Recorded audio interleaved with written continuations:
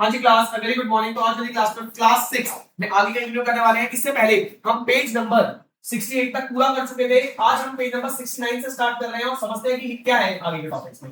बस और तो थोड़े चैप्टर टॉपिक्स में हैं कि आपका चैप्टर जो है वो डन हो जाएगा। ठीक है बच्चे, देखिए आपको टॉपिक्स बोल रखे हैं सिंपल एस्टिमेशन। तो ये एस्टिमेट का मतलब क्या होता है? देखो बच्चे, एस्टिमेट का मतलब होता है लगभग कुछ गणना करना। जैसे मान लीजिए मेरे पास मैं बोलने से पूछा जा रहा है कि भैया भैया आपके पास ट्यूशन में कितने बच्चे हैं? तो भाई मेरे को जैसे मान लीजिए ट्यूशन में क्या होता है, बच्चे कम ज्यादा होते रहते हैं भाई, कभी स्कूल से गांव चले जाते हैं, कुछ न्यू बच्चे ट्यूशन भी आता है, तो मुझे एस्टिमेट नंबर नहीं पता, तो मैं बोलता हूं भाई एवरेज एवरेज भाई मेरे पास मान लो 10,000 बच्चे हैं फॉर एग्जांपल। या अगर मान लिया जाए कि आपके स्कूल में कितने बच्चे हैं, तो आपको ये पूरे एग्जैक्ट तो नहीं पता होंगे, ठीक है, तो आप एस्टिमेट लगाओगे भाई हमारे स्कूल में लगभग 2,000 से 3,000 बच्चे हैं। तो आप एस्टिमेट बताने का मतलब होता है कुछ लगभग में बताना। ये 100% श्योर वैल्यू नहीं होती, लेकिन इससे क्या होता है सामने वाले को आइडिया मिल जाता है कि हाँ भाई इतने बच्चे हैं।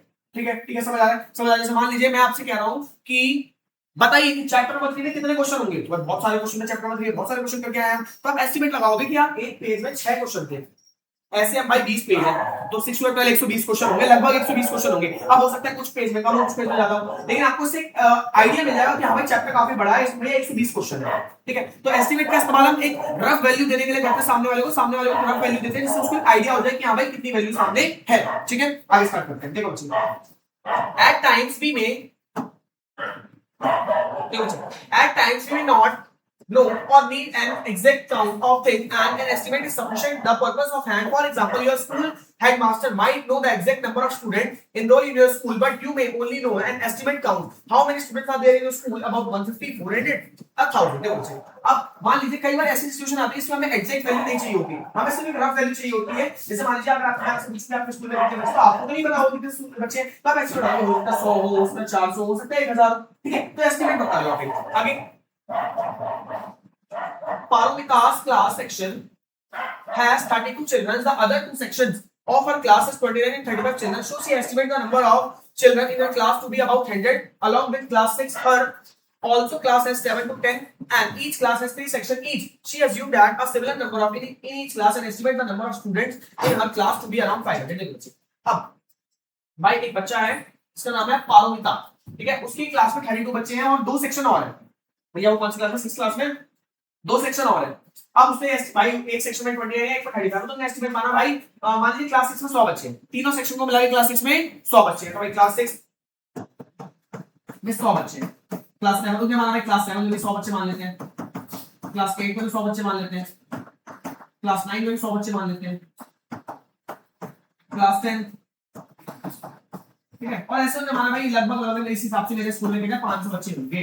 ठीक है, मैं ऐसे एस्टिमेट निकाला, तो कई बार आप भी ऐसे एस्टिमेट निकाल सकते हो। आगे फिगर इट आउट। अब आपके सामने क्वेश्चन है, अभी एस्टिमेट का मतलब समझ गए? एस्टिमेट का मतलब होता है कोई भी रफ आइडिया देना, मतलब कोई भी वैल्यू आप एस्टिमेट में बताना कि हमारी लगभग इतनी हो सकती है, लगभग इतनी हो सकती है, एस्टिमेट होता है। ठीक है, आगे देखते हैं। Next, we shall do some simple estimate. It is fun exercise and you may find it assuming to know the various number around you remember. अब देखो, अब हम कुछ एस्टिमेट वाले क्वेश्चंस करने वाले हैं जो आपके आसपास होंगे, जिससे आपको मजा आएगा उनको पढ़ने में और आपको लगेगा हां भाई एस्टिमेट करना हो सकता है। अब आपको एक बात याद रखनी है, remember we are not interested in an exact number. For the following questions share your method of estimates with your class. अब देखो यहाँ पर जो आप क्वेश्चंस करने वाले हो, आपको इन क्वेश्चन में क्या करना है? कुछ एस्टिमेट बताना है। इन एस्टिमेट में हमें एग्जैक्ट नंबर की आवश्यकता नहीं है, हमें एक रफ वैल्यू चाहिए बस। ठीक है, और ये हर बच्चे के हिसाब से अलग अलग हो सकता है, हर बच्चे के हिसाब से अलग अलग हो सकता है। तो ये नहीं कि भैया मेरा आंसर अगर 1000 आया, आपका आंसर अगर 1200 आया तो वो गलत नहीं होगा। एस्टिमेट में हम कोई एग्जैक्ट नंबर की बात नहीं करते, उसमें अपनी तरफ से कुछ मान के चलते हैं, उसमें अपनी तरफ से कुछ मान के चलते हैं। ठीक है बच्चे, आगे देखते हैं। अब भैया आपको यहाँ पे एस्टिमेट बताना है, step you would take to walk. अब भैया कितने स्टेप, मतलब कितने कदम आप चलते हो, कितने कदम आप चलते हो? पहला दे रखा है from the place you are sitting to the classroom door. अब भाई जहां पर आप बैठे हो वहां से क्लासरूम का डोर यानी क्लास का डोर कितना दूर है? अब भाई डिपेंड करता है बच्चे पे। अगर कोई बच्चा फर्स्ट डेस्क पे बैठा है तो उसके लिए बहुत पास होगा, और कोई बच्चा लास्ट डेस्क पे बैठा है तो उसके लिए बहुत उसके लिए थोड़ा दूर होगा। ठीक है, तो मैं मान के चलता हूं कोई बच्चा पास बैठा हुआ है तो उसके लिए भैया 20 स्टेप्स चाहिए होंगे उसको, मतलब उसको 20 कदम चलना होगा क्लास में। जैसे मान लो बच्चा पीछे बैठा है तो उसको भाई 20 कदम तक चलना पड़ेगा क्लास के डोर तक आने में। ये अलग अलग हो सकता है, ये मैंने एस्टिमेट माना है। इसमें वैल्यूज आप कुछ भी रख सकते हो, आपकी मर्जी। क्लियर है? इसमें ऐसा नहीं है कि भाई जो मैंने लिखा है वही आपको भी लिखना है, ये आपके हिसाब से बच्चे के हिसाब से अलग अलग हो सकता है। ठीक है, आगे देखिए, across the school ground from start to end. अब स्कूल का ग्राउंड है भैया, स्कूल के ग्राउंड में स्टार्ट से एंड तक पहुंचने के लिए आपको कितने स्टेप लगाने पड़ेंगे? भाई आपको गिनना नहीं, एस्टिमेट लगाना है, तो हो सकता है भाई लगभग 200 बाई स्कूल ग्राउंड बहुत बड़ा होता है, लगभग हम कह सकते हैं 500 स्टेप्स हमें चलने पड़ेंगे, लगभग 500 स्टेप्स हमें चलने पड़ेंगे। भाई एस्टिमेट मान रहे हैं। आगे देखते हैं, from your classroom door to your school gate. अब ये क्लासरूम से, ये आपका ये क्लासरूम स्कूल है भाई, ये स्कूल का मेन गेट है, जैसे आप एंटर करते हो, ये आपका क्लास का गेट है। क्लास के गेट से स्कूल के गेट तक के कितने स्टेप्स हैं? तो ये मान के चलते हैं लगभग 100 स्टेप्स होंगे, या हो सकता है 50 स्टेप हो। ठीक है, डिपेंड करता है आपकी क्लास कितनी दूर है। ठीक है, ज्यादा भी हो सकता है, कम भी हो सकता है, डिपेंड करता है कि आपकी क्लास गेट के पास है, आपकी क्लास सबसे दूर है। ठीक है, उसके हिसाब से आप लिख सकते हो। आगे देखते हैं, from your school to your home. अब आपके घर से स्कूल तक तो भाई ये अलग अलग हो सकता है, कुछ बच्चों का घर दूर होता है, कुछ बस से आते तो घर दूर होगा, कुछ बच्चे पास में तो उनका घर पास होगा। तो मैं मान के चलता हूं लगभग हम कह सकते हैं भैया 1000 से 1200 स्टेप्स लगेंगे वहां पे, 1000 से 1200 स्टेप्स आपके लगेंगे। या किसी बच्चे के 5000 6000 स्टेप भी हो सकता है, कोई बच्चा दूर रहता है। ठीक है बच्चे, हमने एस्टिमेट माना है। ठीक है, इसमें कुछ भी एस्टिमेट में ट्रिक बताऊं, कभी भी आंसर गलत नहीं होता आपका। पर ये नहीं कि अगर आपसे बोल जाए कि आप अपने आज जहां बैठे वहां से स्कूल का गेट कितने दूर है, तो आप लिख लो भाई 10,00,000 स्टेप, तो इतना भी एस्टिमेट नहीं करना है। एस्टिमेट पता नहीं करना, वैल्यू लिख लिया तो उसमें आंसर गलत नहीं होगा। इसमें आंसर गलत होने के चांस बहुत कम होते हैं, बस आपको लॉजिकल आंसर लिखना है। ये नहीं कि भाई हम क्लास में बैठे, क्लास का डोर हमसे 10,000 कदम दूर है, तो ये पॉसिबल है ही नहीं, तो ये इसको हम गलत करते हैं। लेकिन अगर आप लिख लो भाई 20 कदम, सभी ने किसी बच्चे ने 10 कदम लिखा है वो भी सही, किसी बच्चे ने 5 कदम लिखा है वो भी सही। ठीक है बच्चे, याद रखना। ठीक है बच्चे, क्वेश्चन समझ आ रहा है आपको?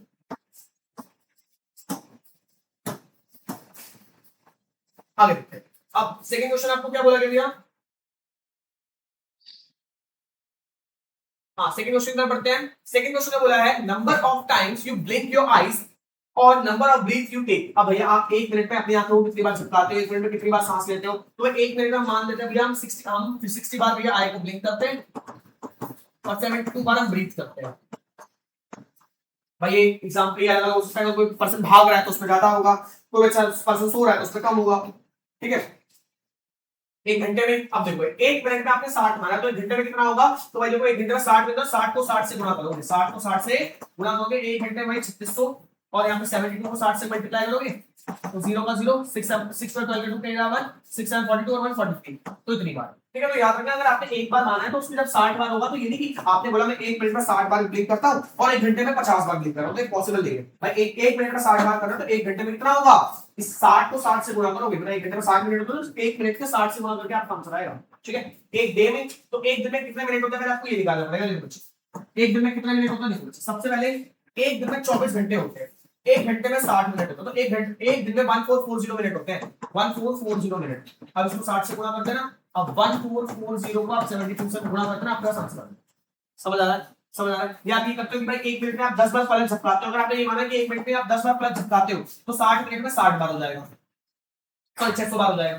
ठीक है, और एक दिन में भैया ये हो जाएगा 144003 बार हो जाएगा। ठीक है, तो आप अपने इजीली कोई भी वैल्यू रख सकते हो और इसको मल्टीप्लाई करके आप आंसर निकाल सकते हो। समझ आ रहा है? ओके, आगे बढ़ते हैं। देख, name some object around you that are. अब आपको अपने आसपास की कुछ चीजों के नाम लिखते हैं, that are few thousand in a number, जो हजारों की संख्या में है। तो अपने आसपास ऐसी चीजें जो हजारों की संख्या में है, तो हम कह सकते हैं भैया लीव्स ऑन ट्री, भैया पेड़ों की पत्ती, लीव्स ऑन ट्री, भैया पेड़ों की पत्ती हजारों की संख्या में होती है। ठीक है, हेयर ऑफ योर फ्रेंड, भैया आपके बाल के, आपके दोस्त के हेयर, हेयर्स, तो बाल भी हजारों की संख्या में होता है, हजारों लाखों की संख्या में होता है। ठीक है, मोर देन 10,000 नंबर नहीं होगा, ये बाल को हजारों की संख्या, 10,000 की संख्या में होती है। रुक जाओ रुक जाओ रुक जाओ रुक जाओ,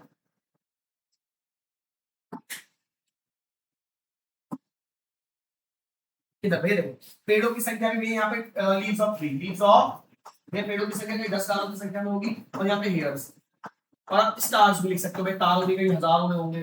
ठीक है, अब हजारों की संख्या में वो क्या होगा? योर स्कूल फी, भैया स्कूल की फीस, स्कूल की फीस एक साथ 2,000 ऐसा हो सकता है। ठीक है, और क्या चीज हजारों में हो सकती है? और फिर स्कूल कुछ दोनों आ जाएगा उसमें, और क्या हो सकता है हजारों की संख्या में? क्या आपके एरिया में कितने घर हैं?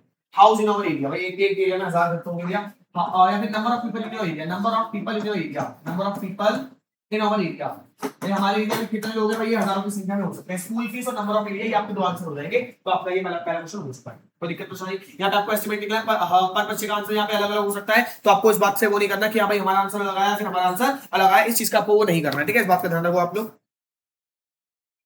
हाँ जी, आगे देखते हैं। अब सेकंड क्वेश्चन बोला है एस्टिमेट द नंबर। अब सेकंड क्वेश्चन में आपको नंबर को एस्टिमेट करना है। देखिए बच्चों, try to guess within 60 second and check your guess with your friends. अब देखो, number of words in your math text book. अब भैया आपकी मैथ्स में कितने वर्ड्स लिखे हुए हैं? मैथ्स में कितने वर्ड्स लिखे हुए हैं?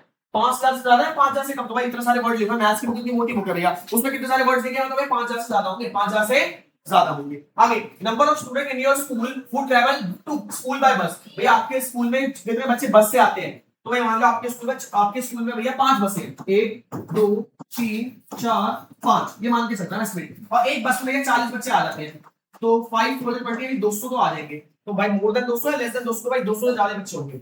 भाई जो बच्चे बस से आते हैं वो 200 से ज्यादा ही होंगे। ठीक है बच्चे, आगे देखते हैं। Roshan want to buy milk and 3 types of fruit to make fruit custard for 5 people. भैया रोहन जो है 5 दूध खरीद रहा है और कुछ फ्रूट खरीद रहा है फ्रूट कस्टर्ड बनाने के लिए 5 लोगों के लिए। He estimate the cost to be 100। Do you agree with him? Why और व्हाई नॉट? तो भाई उसने सोचा भाई मैं दूध भी ले आऊंगा और फ्रूट भी ले आऊंगा 100 रुपए में, तो क्या हो सकता है? नहीं, 100 रुपए में यार दूध भी आ जाएगा भाई आपको, दूध 70 रुपए लीटर दूध ही है, फिर फ्रूट्स भी लेगा। अब भाई आपको उसको फ्रूट्स लेने पड़ेंगे, तो 3 तरह के फ्रूट्स लेना उसको, एप्पल मैंगो, भाई कुछ भी मतलब जो फ्रूट्स लेगा भाई फ्रूट्स ही लेंगे यार। 100 रुपए तो काम नहीं होगा, 100 रुपए तो काम नहीं होगा। तो लिखेंगे no, rupees 100 is not sufficient, not sufficient। भाई कम से कम उसको 500 रुपीज लेके जाना चाहिए, फिर उसमें जो बच जाएगा वापस ले आएगा, या उसको कम से कम 200 300 400 रुपए लेके जाना चाहिए। ठीक है,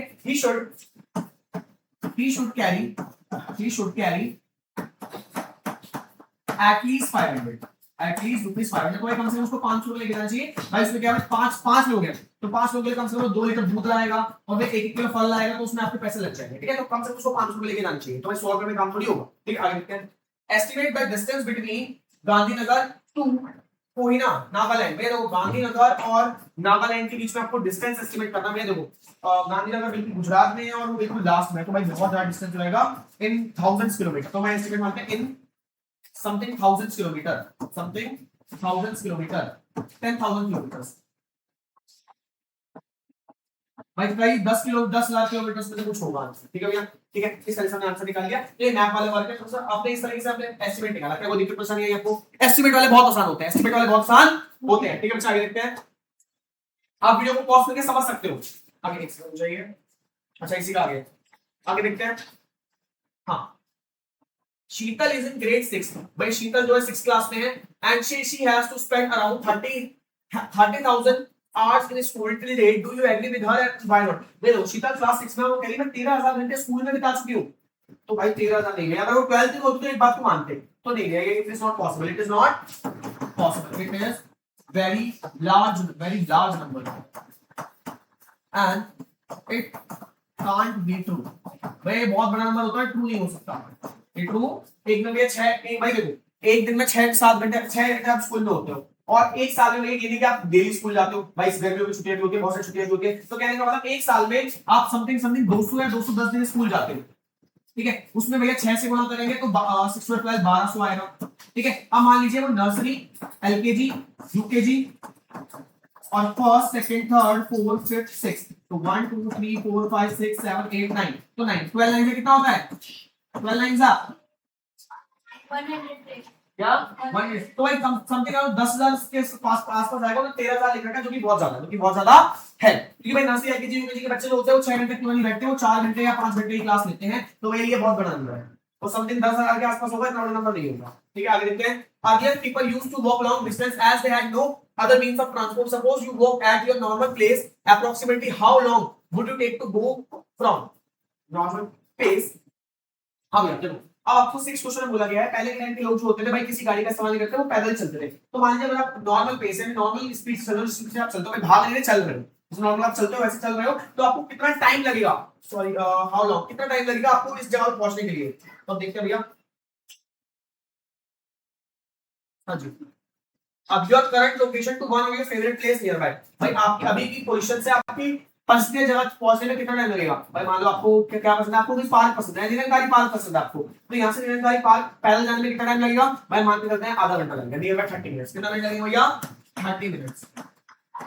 एस्टिमेट मानना है। The current location to any neighbour state capital. भैया यहाँ की पोजीशन से किसी पड़ोसी राज्य में जाना है, तो पैदल जाना है, तो भैया कई दिन लगेंगे भाई, कई दिन, near by days 2 to 3 day, भाई 2 से 3 दिन लग सकते हैं हमें।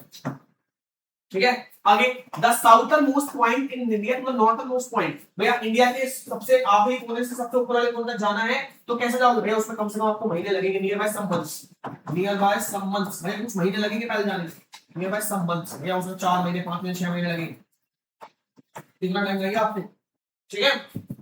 Make some estimate question in change of freedom, आपको यहाँ पे कुछ एस्टिमेट क्वेश्चन बनाने दो, एक क्वेश्चन बना के दिखा देते हैं हम भैया, एस्टिमेट क्वेश्चन, हाँ